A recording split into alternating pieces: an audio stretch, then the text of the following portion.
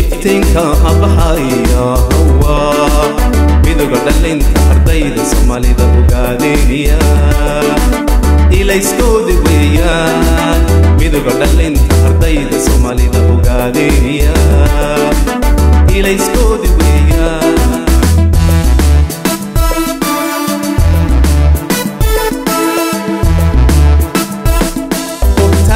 shidaya iftiinka abaxaya waa midowga dhalinta ardayda Soomaalida ogaadeenaya ilayskooda weeyaan midowga dhalinta ardayda Soomaalida ogaadeenaya ilayskooda weeyaan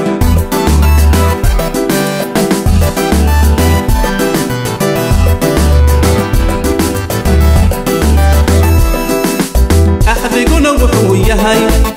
هايشيك ميسيقو أحدقنا وحويهاي هايشيك ميسيقو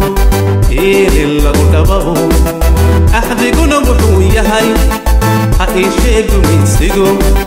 أحدقنا وحويهاي هايشيك ميسيقو إيه اللي قدبه